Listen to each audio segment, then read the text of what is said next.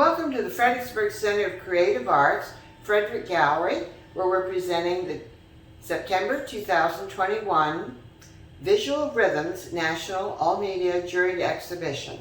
I'm Carol Morgan, the curator of the Frederick Gallery. The galleries are open on Monday, noon to 4, Thursday and Friday, noon to 4, Saturday, 11 a.m. to 4, and Sunday, 1 p.m. to 4. We are open with extended hours on First Friday from noon to 8:30 p.m. Thanks to our videographer, David Kennedy, for offering his expertise in videotaping these juror talks with awards for our YouTube and social media. This month in our members gallery, we are having the exhibition Lasting Allure of Paint, Part 2. You're invited to visit our exhibitions in person to enjoy the original art in our historic home, the Silversmith House, circa 1785, where art and history meet. Located at 813 Sophia Street in historic downtown Fredericksburg, Virginia.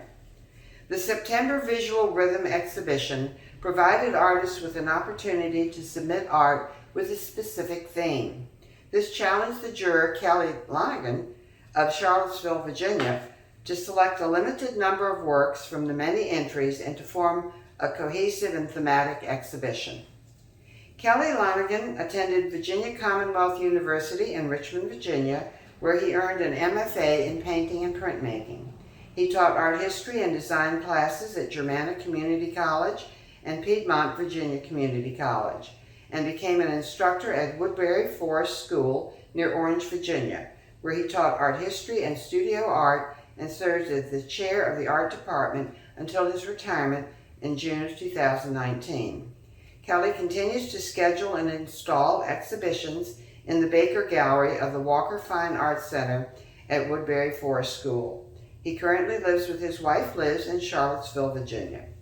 Welcome to the FCCA, Kelly, and thank you for bringing your expertise to our gallery and exhibition. Kelly? Thank you. It's really good to be back at the FCCA again. I love this building, and it is a really nice venue for the exhibition of art.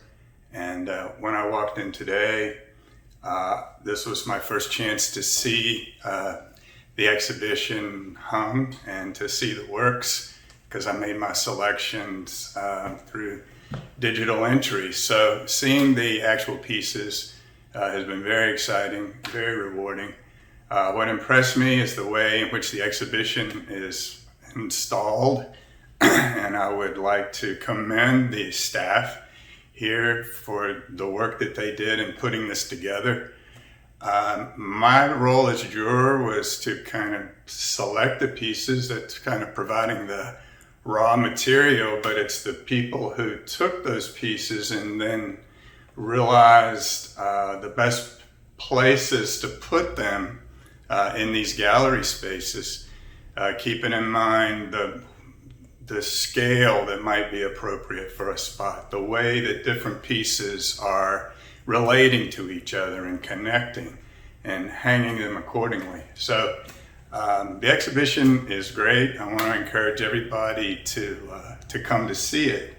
The work shows very well here in these gallery spaces, nice and bright and nice lighting. So I am honored to be selected as a juror. That my opinions would have some sway is very exciting.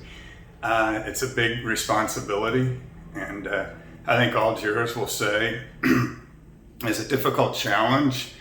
All of the work, all of the pieces have something very important and vital to recommend themselves. The act of creation is just the record of human agency. It's unique, but alas, I have to go through and I have to make those tough decisions. And I should probably talk a little bit about how I made those decisions, or my approach, or my thinking to select these pieces. I have no problems with those who say I don't know much about art, but I know what I like. That's fine. As the juror, I don't really feel like I had that option. Presumably, I do know something about art, and I don't think the best way to proceed would be picking things that I like, although I certainly did. But my decision-making process really should be much less subjective than that. I could say, I like horses. Oh, good, that's clearly a horse.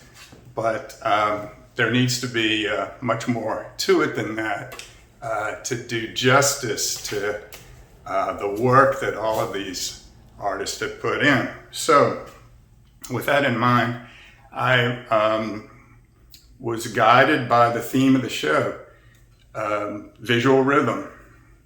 And that's what I was looking for as to the way that I understand it.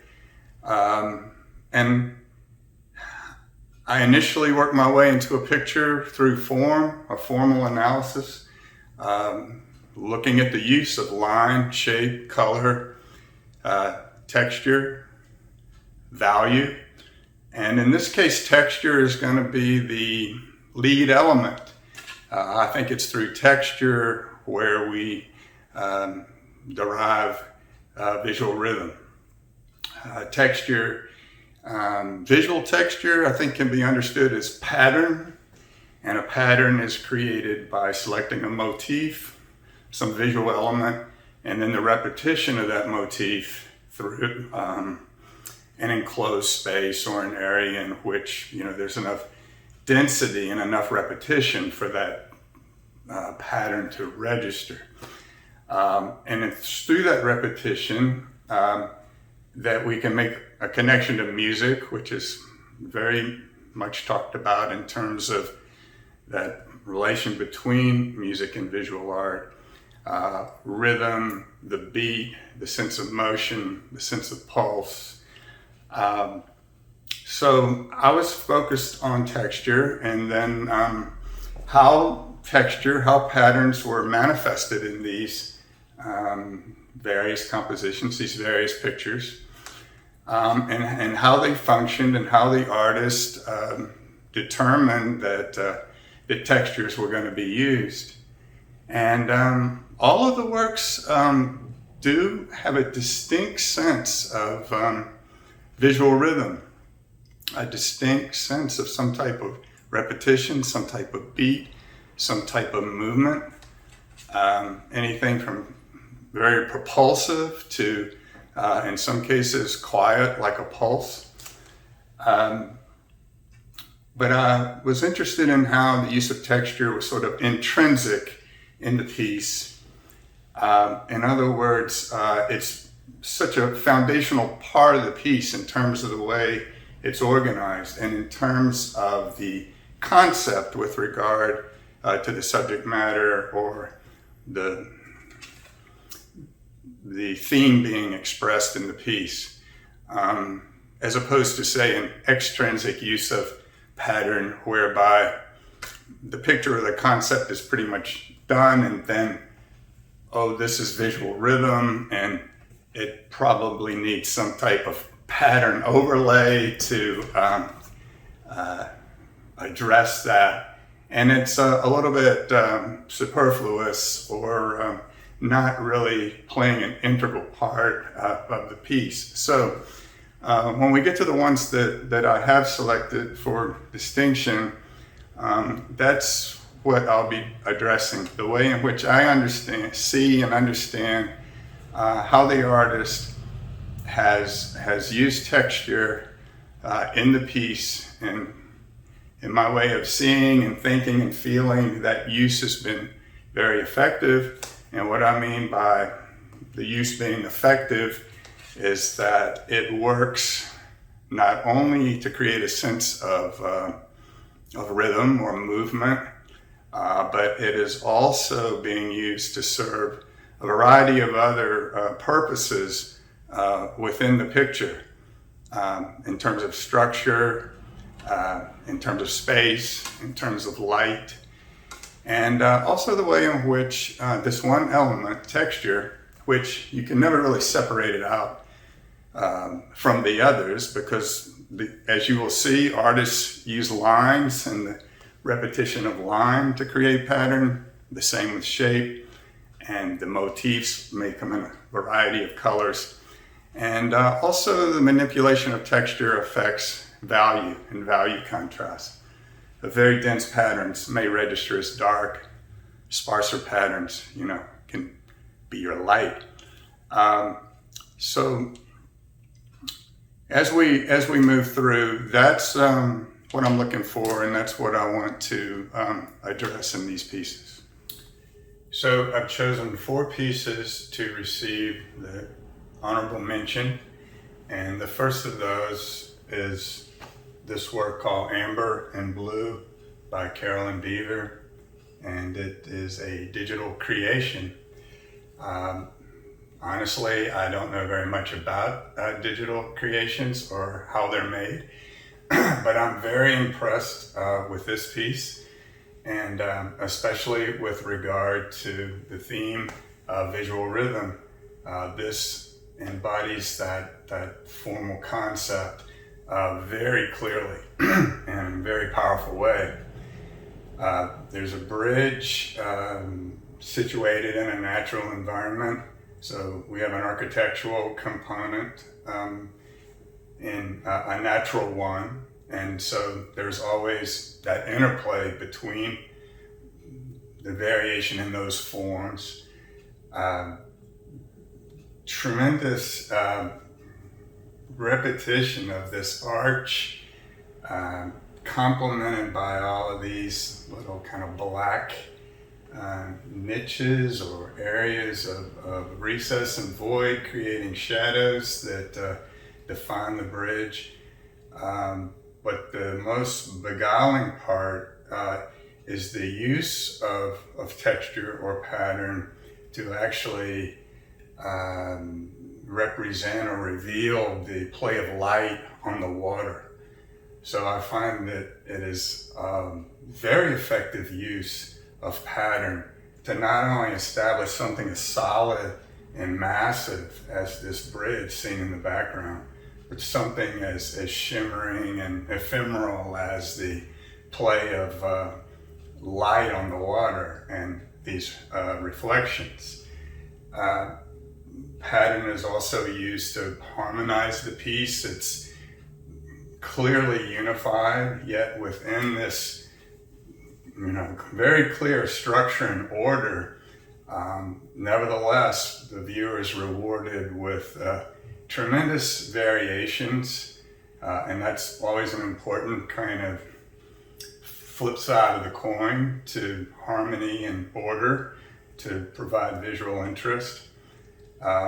So it's unified, but also visually there's tremendous interplay of value contrast.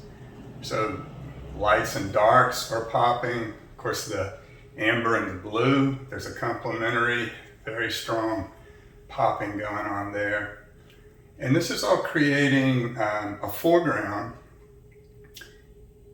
that the visual effects pop very much close up to the surface.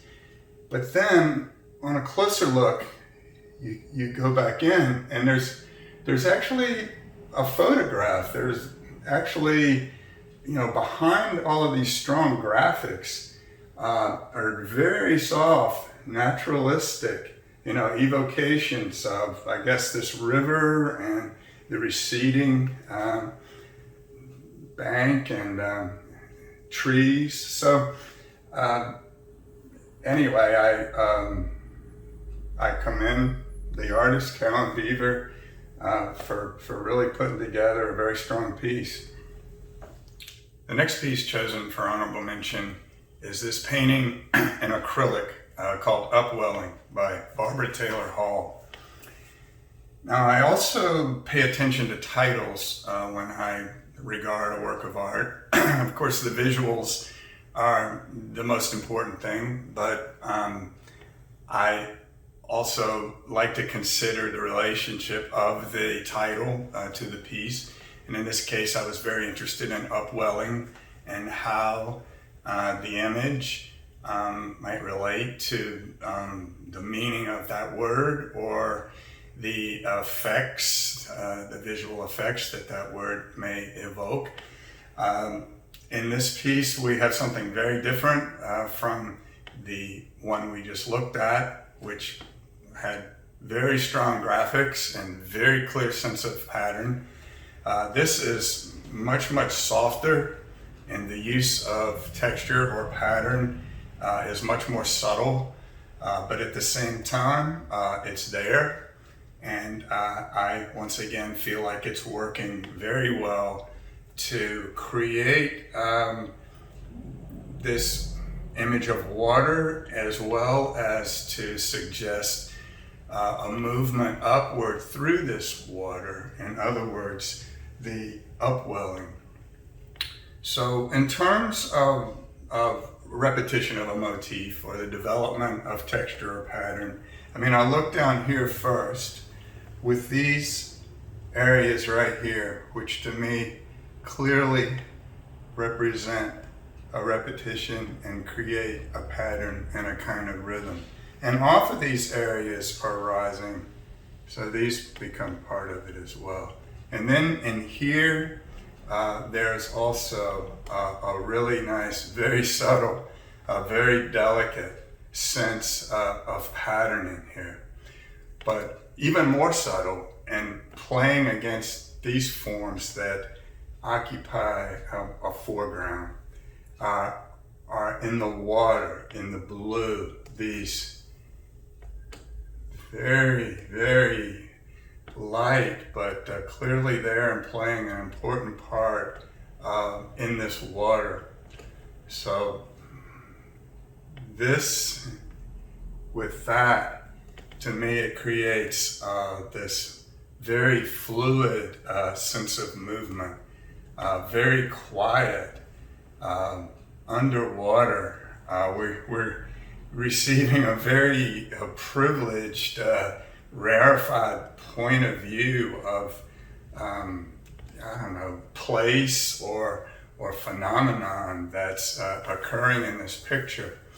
But aside from just an emphasis on an interplay of very subtle rhythms, I also love this blue and the way that this blue is contained in this kind of neutral. It's such an effective composition, and once again I feel like using texture in a very subtle, very unusual way to create movement, to create a sense of space, and really to enhance the overall composition. So the next piece chosen for honorable mention is this digital photograph called Yodel Ladee by Taylor Cullar. Clearly the lead element in this picture is color. I know that I've been working on a theme of pattern and texture, and I'll get to that in a moment because there is certainly that to appreciate in this composition as well. But obviously this magenta really rules, and I find it very beautiful. But then moving past the color, which is the captivating part that brings you here, but once you're here, then you can appreciate the use of pattern. Now, first of all, in the foreground, there's this spiraling pattern, and then with variations here, really activating it toward this upper left-hand corner, which generates very much a sense of movement. But that sense of movement is even complemented or enhanced by a counter pattern that is running behind the outward spiral.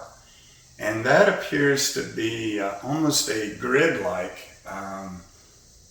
pattern, and representing kind of rigidity, order, structure, kind of a static background. against which this almost frenetic movement occurring before it, in contrast with the speed to which it's even starting to spin out some of those spiraling motifs. So in terms of the use of texture or pattern, I feel like it's used very well in an overall sense. It's certainly a unified picture. And it is also working very well to address issues of balance and unity and variety. In terms of value, it's also a very powerful piece, a very deft use of value contrast, or quoting certain values that are not in a real obvious way contrasted, but there are these really nice darks here coming through in these outer spirals, and then these really dramatic flashes of bright white in various little episodes within that. So a very visually dramatic, a very visually exciting piece, but also it's one that, you know, really has kind of a rock solid composition with that almost grid-like structure behind, against which this can play and create that interest and that sense of motion.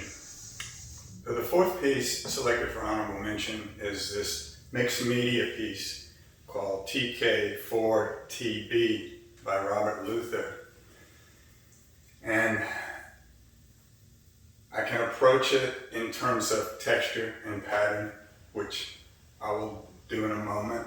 But clearly, in a piece like this, that's not the only thing going on. In fact, there's a little bit of everything going on in this composition. But in terms of his use of the elements, there is line, clearly there's shape, color, and texture in terms of pattern, and it's very rich in pattern, and also value, lights and darks, they're interplaying all over the place. So visually, an extremely exciting piece. The scale enhances that, but it's not so much the scale per se, but what's going on that, you know, really carries the day for this piece, and there's a lot going on. In terms of the patterning, just to mention the motifs and the way those motifs have been repeated, and the patterns that are created and the way those patterns function in this piece. Well, the letters, these big letters, can be considered a motif, but within that motif is a great deal of variety. Big black letters, these letters with color variations, also letters with color variations, but another variation to the motif as well. And then what I appreciate in terms of the variations in that motif and the ongoing repetition of it are the ones that you can pick up from kind of an undersurface or a background that are also making it a very rich behind the big bold letters. Now, in terms of, I made some reference to music early on, the connection between visual art and music, especially in terms of texture, pattern, repetition, rhythm, beat, movement. Well, this is making a lot of noise. This is big, bold visuals, and if you want to think about a musical counterpart, it would be making a lot of noise, a big noise, but also music, a very forceful music is the way that I kind of sense and feel a musical counterpart to this piece. Now, in terms of composition, it's all over. It's very highly unified, but yet within that there are some moves that he's made that are challenging or disrupting the sense of unity. And what that's yielding, of course, is the flip side, the variety, and we appreciate that.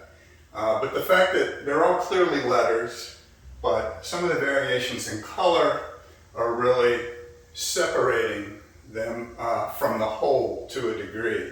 On the other hand, maybe you could connect this magenta, dull magenta, and this word down here with these reds running up there. This is repeated a bit over there. Up here is down here. But the last part of this composition that I want to point out that I feel like really makes it the distinctive piece that it is this area right here. This is completely unique, and it, I think, is a real powerful component. The decision to depart from this strategy and to move into something dimensional is, I think, a great move, but yet he's tying it in color with the blacks. But this, another distinctive part is this kind of backwards 4 in a yellow that doesn't really appear. And then dropping down a little bit lower into this lower left-hand corner, it's like an undeveloped area almost relative to everything else. So this, for me, takes on a great deal of interest down here. But it doesn't go outside of the realm of overall unity.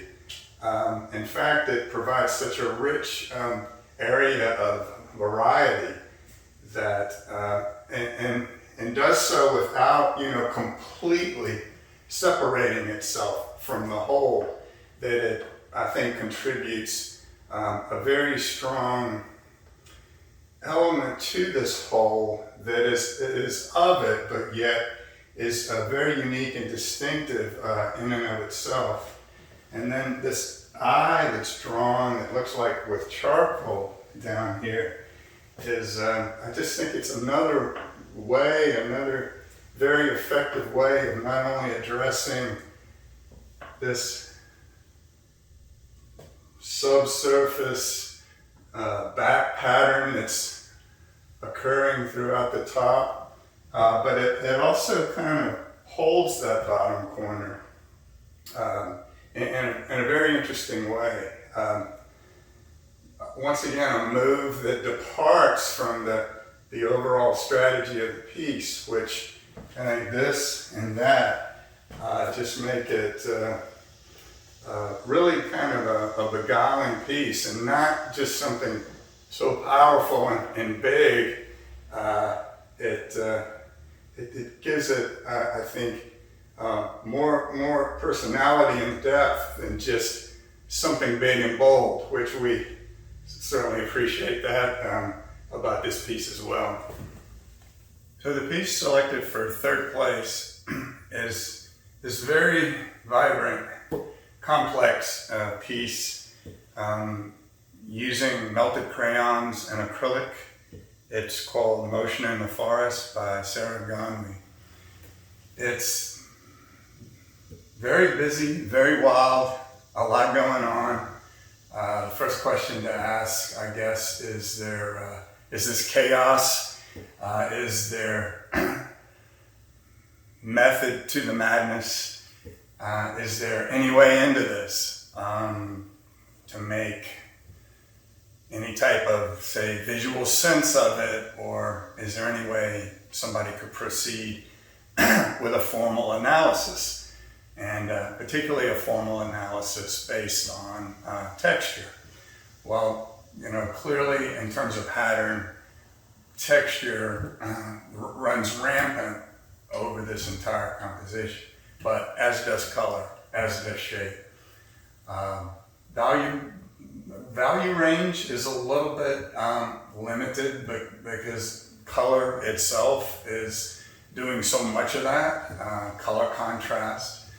But there's also line or linear components, which I'm picking up on and I'm considering to be very important in terms of answering the question, is this chaos? Is there method to the madness? I am picking up through these white lines a linear structure that is acting as, I think, a fairly stable scaffolding on which all of this very, very rich material is organized.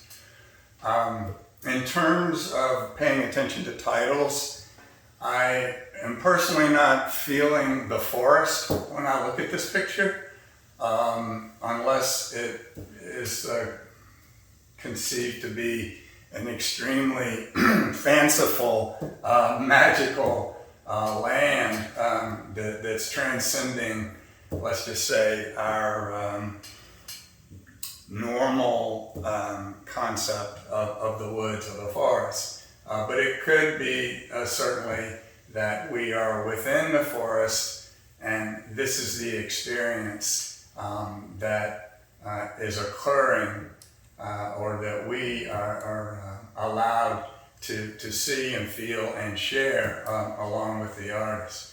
Presumably the artist's vision, the artist's experience.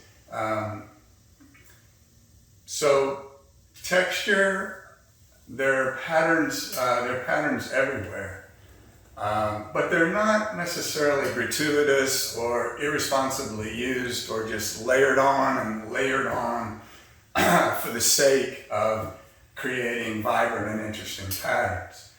I think they're used to connect up different parts of the composition, which is important in a piece like this, which without some kind of relationships occurring compositionally and without some structure, this really might kind of descend into visual chaos. Not necessarily a bad thing, but the viewer does tend to appreciate just something that seems stable, or something that provides some order or some structure or some unity. We as human beings, or presumably the viewers of pieces like this, we tend to appreciate that as a starting point. Without a sense of having that, we feel a little bit lost. And when that occurs, we're still dazzled and wowed by all of the great effects, but maybe we're looking or hoping for something, a little bit deeper. But I think in this case, through the use of this linear structure and the way that these patterns help relate different parts to other parts and thus unify and connect them, that we're not kind of in that world of just dazzle. We're not in a world of visual chaos.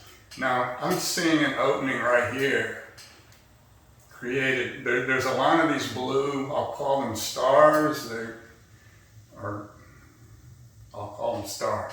They're a motif that's repeated here and a motif that's repeated there, in a very intentional way, in a way that stands out clearly, I think, from all the rest. So there is our point there. And I feel like it's opening. And through this opening, there began to be a peek at some things going on here that I don't really feel like are part of this kind of framework of a foreground. But regarding that foreground, you'll see these dots. Dots are a repeated motif and variation of colors and sizes. And then we have the spaces that fall in between this, what I'll call heavy ornamentation, but I'm not using that in a derogatory sense. but there are, in close investigation, you will see areas, shapes that are flat color, provide different types of texture. In other words, they're little glimpses of something else, something other than the devices used to structure and organize the picture. But anyway, I could go on because there's so much going on in this painting. Also very rewarding, one last point, is that not only the visuals in this kind of illusionistic space, but with the melted crayon, the tactile texture of the surface is also just a very fascinating part of this picture as well. The piece chosen for second place is this image called Cabo da Roca by Deborah Herndon, and it's an archival metallic photograph. And in my response to different works of art, I try not to be too swayed by beauty alone, but this is to me just a flat out beautiful picture that is really hard to stop looking at. But it's not a superficial beauty, it's not a vacuous beauty.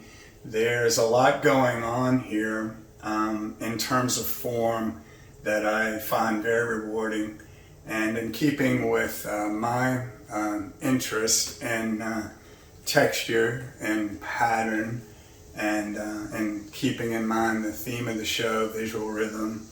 It embodies these qualities as well in very effective ways. In some cases, very subtle ways, but in some cases, some of the effects are bold in that regard. But even though there's sort of two clear parts to this beautiful blue of the sea, and then these really rich, they seem to be neutrals, but there's a tremendously rich sense of color in these natural elements here that occupy sort of the lower part. But yet the positioning with this one moving way up into the top, this one down here in the right hand corner. In other words, the positioning of the landmass is such that it's a balanced picture, it's a unified picture. In terms of pattern, motifs being repeated to create a sense of movement, tiny little dark areas, light and dark areas on the surface of the sea. It could read at a distance just as a very nice blue, a very piercing, penetrating blue. But yet, on closer look, it is actually covered with a very fine texture of little wavelets or ripples or disturbances in the water, movement of the water that are creating that. Then in the rock formations, also you can pick up a variety of motifs that are repeated, creating some very interesting sense of patterning, especially in here, and here, and here, and then right through there. And also in this vegetation over here as well, a subtle but yet very rich sense of pattern. And we're also getting a recurrence of that over here in this lower right-hand corner. So there's this great sense of movement in the water created by the texture here. It's quiet, but here it culminates with the breakers or the white foam, which also form a kind of pattern running as a diagonal through here, which is playing off of this very strong pattern through this rock mass right here, that give you this nexus of movement and the culmination of that movement with what seems to be also very massive and very static and very still in the face of that movement. But in emphasizing texture, obviously color is once again like the prevailing element, not only with the blue, as I've already mentioned, but with these greens down here, and then this very interesting earth tone red. I mean, it's just such a beautiful area down here in this lower left-hand corner.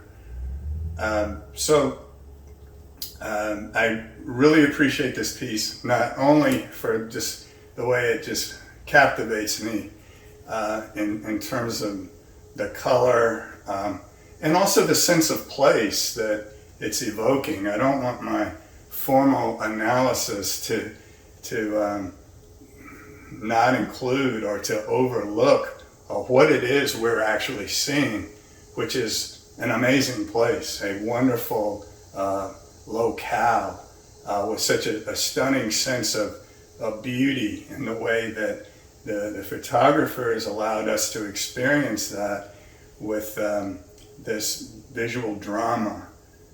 So I have to once again commend the photographer for capturing, framing, composing this very beautiful image. So the first place winner is this print, Little Rascal Gets a Hug by Larochelle.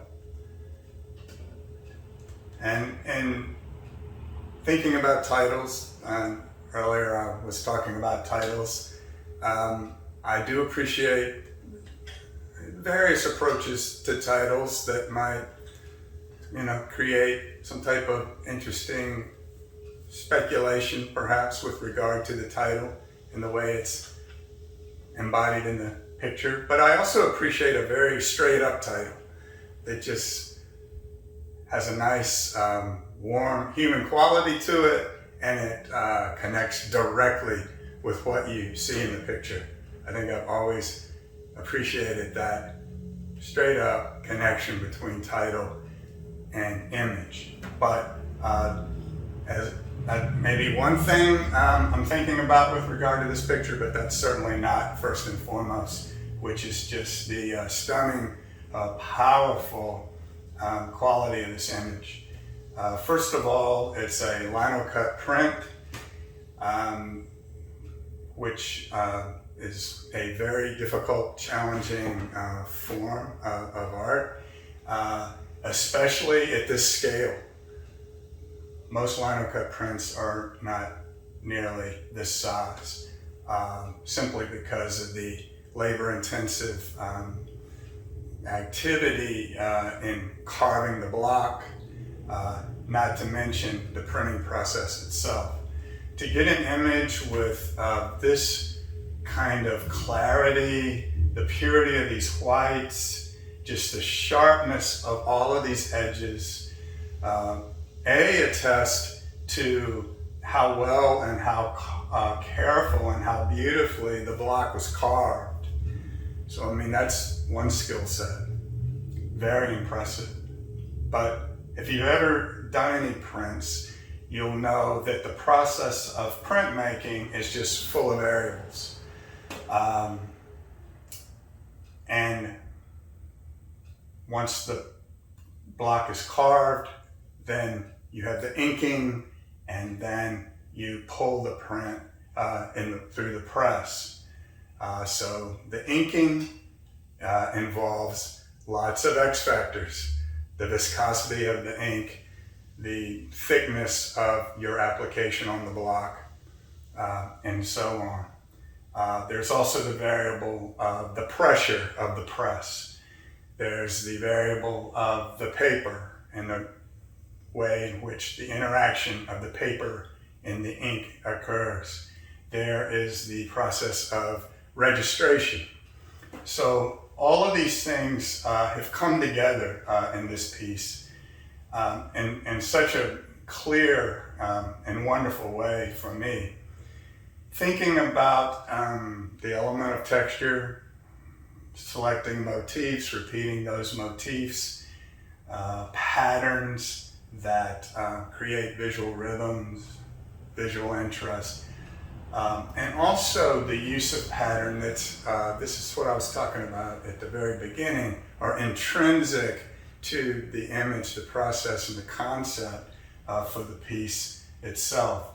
None of these really interesting patterns and varied patterns within one composition are really extraneous or read as just add-ons to fill a space, or for whatever reason it wouldn't apply directly to the piece itself, the composition itself, the image, the meaning of the image, and the way it reads, and its, in this case, its graphic power. So here's one motif that's selected and repeated, and it has nice variations within that. Here's another linear, and then over here, it's beautiful, like wood grain. Also another great area there, and then there. So the texture of the patterning is being used for unifying the composition, balancing, clearly defining certain areas, creating an interesting interplay between positive shape and negative space, pulling all that together into one sort of very pleasing whole. But, you know, here we have the absence of color, but what's jumped in is the value contrast and the use of the blacks and whites. And that's given such a dramatic focus because of the framing of the pattern variations. And in terms of the movement, it's not really an implied movement of an action within the narrative, but it's eye movement that keeps you right here and then always drawn to right here. I'll say just one last thing about the value contrast. Black and white, obviously there's a clear sense of that separation. But in terms of skin color, this is pulled off with the most dramatic contrast imaginable. Yet for me, in this gesture and this unity of the figures as one, I don't feel a sense of that contrast or different in the skin colors of this piece. And I've been thinking about that feeling and how it was achieved. I don't even know if that's the intention of the artist. I don't really need to know that. I feel like it's a clear possibility for this picture, and as long as it's a clear possibility and it reads that way in this kind of magical sense where black and white, the strongest contrast there is, can be almost pulled into a sameness, a felt sameness. So this picture, I love it, and not only it's a big linocut, a tremendous amount of good work went into it. I love the image, the big bold image, the way the figures fill it, the use of the texture. I love the warmth and the humanity. I love the title, Little Rascal. He's getting a hug. So anyway, for me, I have said that it was very difficult making decisions, but for this piece, I will have to say that I had very little difficulty in choosing this one for the first place.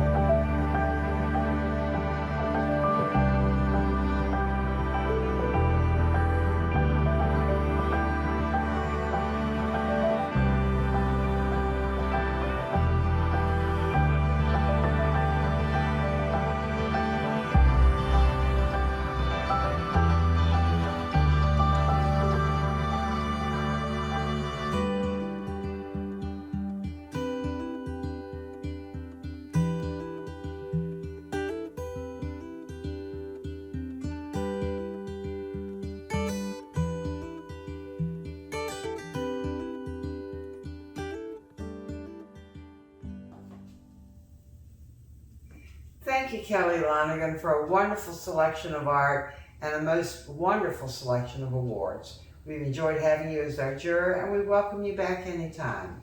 And to our viewers, please come by the FCCA and visit this wonderful exhibit. Seeing the art in person, I think you will appreciate the difference. Thank you so much. Good evening. The Fredericksburg Center for the Creative Arts, where art and history meet.